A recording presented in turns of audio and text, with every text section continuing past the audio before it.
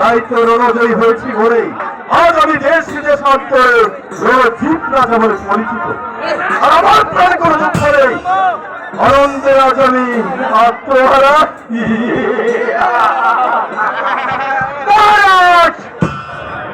বেয়াদবি মাফ করবেন মহারাজ, আপনার যুক্তিকে আমি সম্পূর্ণভাবে মেনে নিতে পারছি না মহারাজ।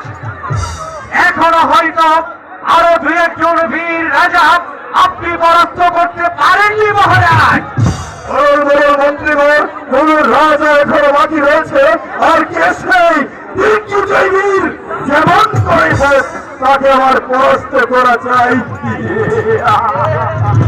মহারাজ, আপনি অনেক রাজাকে যুদ্ধে পরাজিত করেছেন সত্যি, কিন্তু ওই শান্তিপুরের অধিপতি রাজা অজয় সিংহকে আপনি এখনো পরাজিত করতে পারেননি। তাই তো আমি বলছি আপনি সম্পূর্ণভাবে নিশ্চিত হতে পারেননি মহারাজ।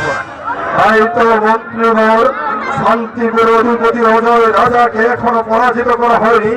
শুনুন মন্ত্রীগণ, এই আমি তোর পাওয়ারই স্পর্শ করে প্রতিজ্ঞা করছি, যেমন করে হোক শান্তিপুর অধিপতি অজয় রাজাকে পরাজিত না করা পর্যন্ত শান্ত হব আমি। এই কি আছে, রাজা উল্কা ছুটে আসুক, সৈন্যগণ পত্রের ঝনকারিতে শিউরে উঠুক, মোর শরীরে শির উপস্থিত বলি অজয় সিংহের পর দুঃসনা করবো আমি রণজিৎ সিংহের।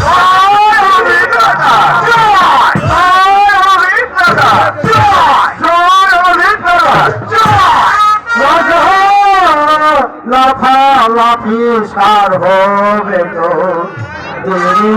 চোখে রাজা, লাফালাফি সার হবে তো চোখে।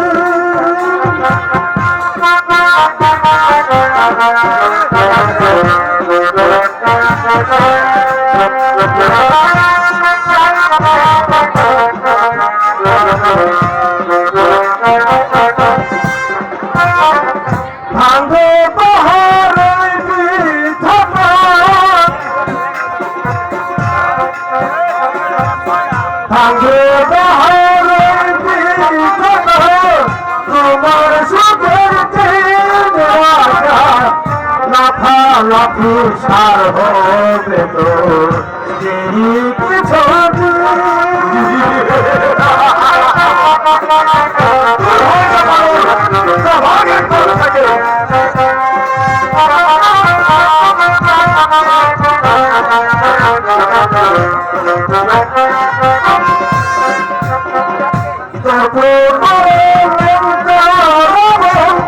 রামের হাতে হলো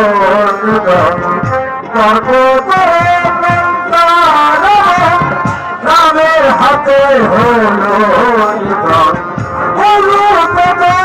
হবে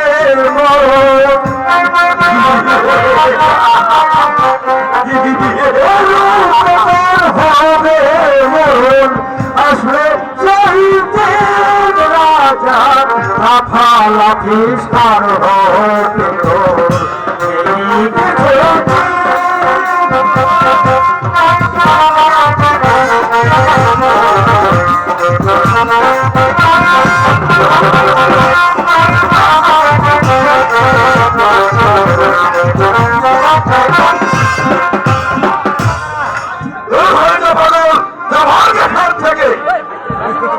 আমি তাই যাচ্ছি মহারাজ, আপনি জেনে রাখুন আপনার শক্তি অহংকার একদিন ভেঙে চুরমার হয়ে যাবে, আর সেদিন ছোট থেকে 2 লক্ষ করতে পারবে না, 2 লক্ষ করতে পারবে না।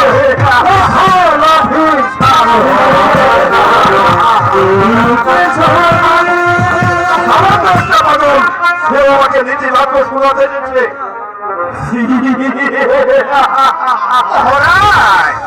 পাগল যা ভরে গেল, একদম সত্য কথা মহারাজ। সত্যি কথা মানে? হ্যাঁ মহারাজ, সত্য নয়, একদম খাঁটি কথা। শাস্ত্রে বলেছে ওই ভগবান বাসুদেব সর্বভূতে অবস্থিত মহারাজ। তাই তো তাকে হরি মারে কে মারে হরি রাখে কে চুপ করে লোকজন একেবারে তোমার পরিস্থিতি শুনতে চায় না। রাজা রণজিৎ সিংহ কাপুরুষকে দুর্বল শিশু মন্ত্রী ওর সেনাপতিকে দরবারে পাঠিয়ে দিন। ঠিক আছে মহারাজ, আপনি আমাকে আদেশ করেছেন, আপনি যখন একান্তই যুদ্ধে যাবেন, আপনি যখন আমার কোনো কথাই শুনবেন না, তাহলে আমি আমার অধীনস্থ সকল আমি সেই অজয় রাজ্যে আমরা চলে যাবো, ততক্ষণ পর্যন্ত ওই অজয় রাজ্যে পরাজিত করতে পারবো, ততক্ষণ পর্যন্ত আপনারা দেশ আবিমুখে যাত্রা করবেন। যুদ্ধের জন্য তৈরি হও মহারাজ। যুদ্ধে তো যাবো, আপনারা দেশকে আর অমান্য করতে পারি মহারাজ। তবে মহারাজ আমার প্রতি মান করবে মহারাজ, আমি একটি কথা বলতে চাই মহারাজ। কি বলবে মহারাজ? আমি বলছিলাম যে এই যুদ্ধে যখন যাবই, যুদ্ধে যাবার পূর্বে একটু সোনার বাইলিতে নাচিয়ে গাইয়ে গেলে ভালো হইতো না মহারাজ? তার কারণ হচ্ছে ওই যুদ্ধে খেতে গিয়ে শুধু সব ঠাকুরটার প্রত্যেক পান্ডাও হারিয়ে ফেলি, তাহলে আনন্দ করবে ওরা যাবে মহারাজ। আমি আর কি বলছিলাম একটু আর কি একটু যুক্তিটা বোধ মন্ত্রণা হলো মহারাজ। সেই জন্য তো তোমাকে আমি সর্বদাই কাছে কাছে রাখি। দেখো দেখো তোমার মাইজিদের তাদের লোকের ঝঙ্কারে এর চেয়ে ওঠে তোমার মন্ত্রণ। দেখো